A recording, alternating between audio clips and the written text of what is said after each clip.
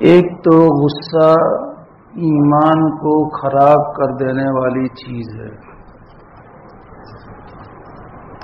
حضرت عبداللہ ابن عمر رضی اللہ تعالی عنہما نبی اکرم صلی اللہ علیہ وسلم کا ارشاد نقل کرتے ہیں، ان الغضب لیفسد الایمان کما یفسد الصبیر العسل۔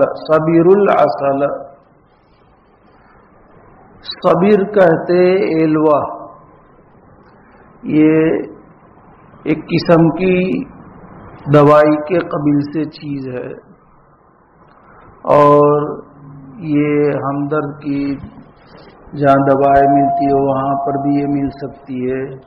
اسی طرح جہاں دیسی چیزیں ملتی ہو، گاندھی کی دکان پر جسے ہم کہتے ہیں، اور یہ ایلوا کڑواہٹ میں مشہور ہے۔ کسی چیز کو مثال دینی ہو کڑواہٹ میں تو اس کو ایلوے کے ساتھ مثال دی جاتی ہے۔ تو جیسے اگر وہ تھوڑا بھی شہد میں گر جائے تو شہد جیسی میٹھی چیز کو بھی وہ خراب کر دیتی ہے، اس کی مٹھاس کو ختم کر دیتی ہے۔ تو نبی اکرم صلی اللہ علیہ وسلم نے مثال دے کر کے سمجھایا کہ جیسے شہد جیسی میٹھی چیز کو ایلوا کڑواہٹ کی وجہ سے خراب کر دیتا ہے، ویسے ایمان جیسی میٹھی چیز کو غصہ جیسی کڑوی چیز خراب کر دیتے ہیں۔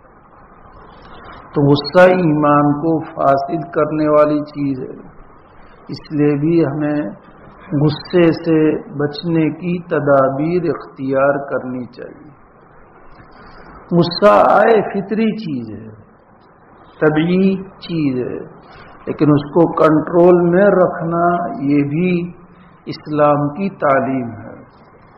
ہمارے ایک استاد تھے، اللہ ان کو غریق رحمت کرے، یہی احمد آباد کے ہی تھے اور کالوپور کے ہی تھے، میں راندیر پڑھتا تھا وہاں پر۔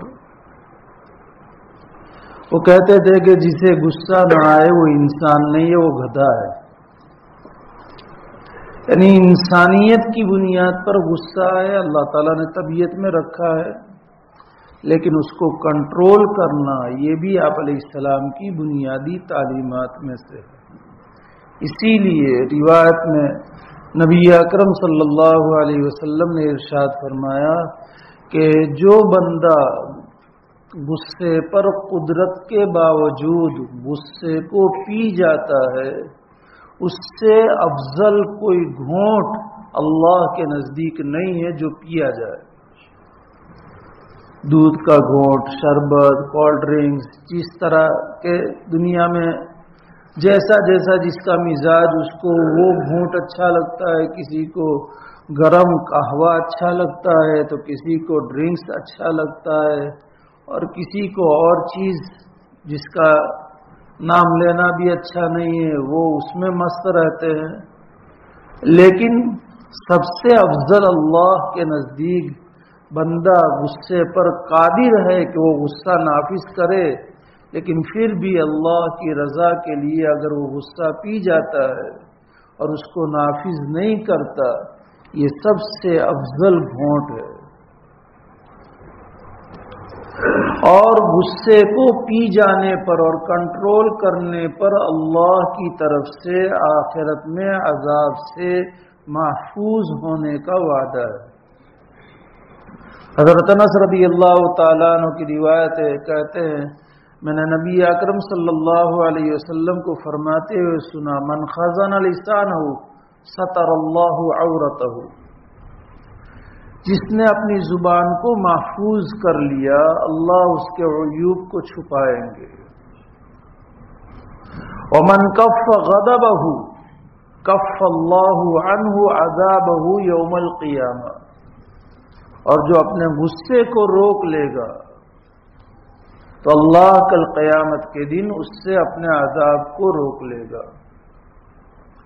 اس لیے بھی غصے کو آنے کے بعد غصے کو پی جانا اور اس پر اپنے آپ کو قابو یافتہ بنانا، اور یہ محنت سے ہوگا۔ ہر چیز محنت طلب ہے، خاص طور پر اچھے اخلاق، بری چیزوں میں محنت کرنے کی ضرورت نہیں پڑتی ہے، اچھی چیزوں میں محنت کرنے کی ضرورت پڑتی ہے، اور اس میں اپنے آپ کو گھسوانا بھی پڑتا ہے، پسوانا بھی پڑتا ہے، اور گرمانا بھی پڑتا ہے۔ زیور کب زینت کے لائق بنتا ہے؟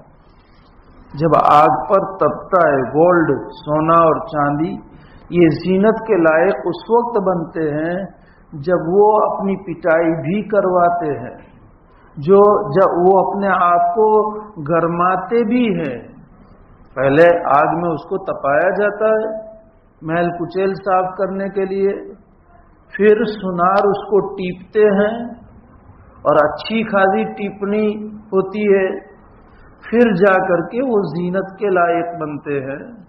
تو اسی طریقے سے ہمیں بھی اللہ تبارک تعالیٰ نے زینت کے لائق بنانا چاہتا ہے، میرے سب بندے جنت کے مستحق بن جائے، لیکن اللہ بھی چاہتے ہیں کہ نفس کی رگڑائی ہو، پٹائی ہو، اس کے مقابل چیزیں کر کے، اس کے من مانی نہ کر کے اس کو بھی تپایا جائے، اور جب اچھی مقدار میں پٹائی ہوگی، تپائی ہوگی، تو پھر وہ نفس بھی مزکہ اور مصفہ اور مجلہ ہو کر کے اب وہ انسان زینت کے لائق بنے گا۔